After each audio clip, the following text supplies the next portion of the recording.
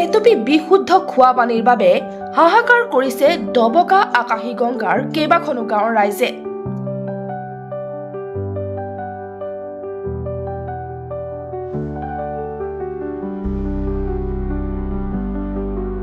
Arsenic আৰু fluoride প্ৰভাৱিত অঞ্চলৰূপে চিহ্নিত ডবকাৰ আকাশী গংগাত ভালুকৰ হাঙিত পৰিণত হৈছে জনস্বাস্থ্যকাৰী বিভাগৰ অভিলাষী আঁচনিসমূহো, যাৰ বাবে এতিয়া দমকল কুৱাৰ ফ্লোৰাইড আৰ্ছেনিকযুক্ত পানীৰ লগতে পাহাৰৰ নিজৰাৰ পানী সেৱন কৰি দুৰ্বিষহ জীৱন নিৰ্বাহ কৰিব লগা হৈছে অঞ্চলটোৰ ৰাইজে।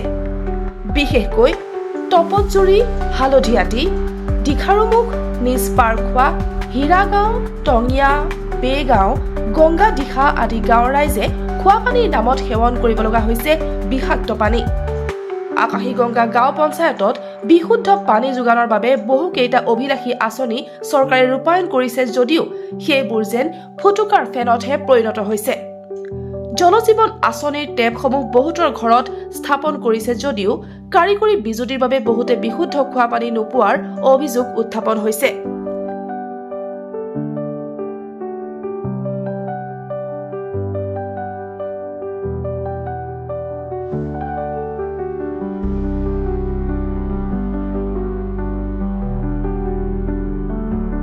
আনকি ফ্ল'ৰচিছ ৰোগত আক্ৰান্ত ৰোগীৰ ঘৰৰ পানীৰ টেপ ঠিক কৰি দিয়াৰ নামত জনস্বাস্থ্য কাৰিকৰী বিভাগৰ কৰ্মচাৰীয়ে ধন বিচৰাৰো অভিযোগ উঠিছে।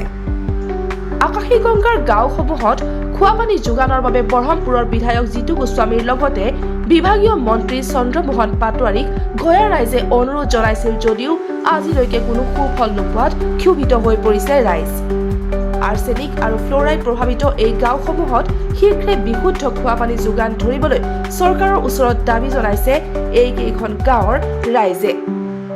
আমাৰ যিখন নতুন MLA জিতু গোস্বামী, তেওঁকো আমি অৱগত কৰিছোঁ পানীৰ বিষয়ে যে আমাৰ ইয়াত এটা ফ্লোৰাইডযুক্ত জেগা, আমি পানী নাপাওঁ ঠিকমতে। পানী একফালে দিলে আৰু তিনিফালে নিদিয়ে পানী, গতিকে আমাৰ চাৰিওফালে PHCৰ যোগান ধৰিছে চৰকাৰে, টেংকি বনাইছে, কিন্তু পানী আমাক ক্লিয়াৰ দিয়া নাই।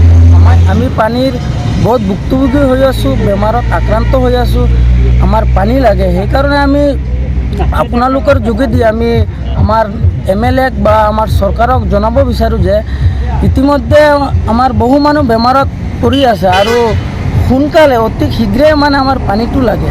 পানী নহ'লে আমি জীয়াই থাকিব নোৱাৰোঁ। আমাৰ ইয়াত 4-5টা ৱাৰ্ড আছে, 4-5টা ৱাৰ্ডত পানীয়ে নাই, আমাৰ মানুহ পংগু হৈ আছে। সেইকাৰণে আমি আপোনালোকৰ যোগেদি সোনকালে আমাৰ পানী দিবলৈ অনুৰোধ কৰি আছোঁ।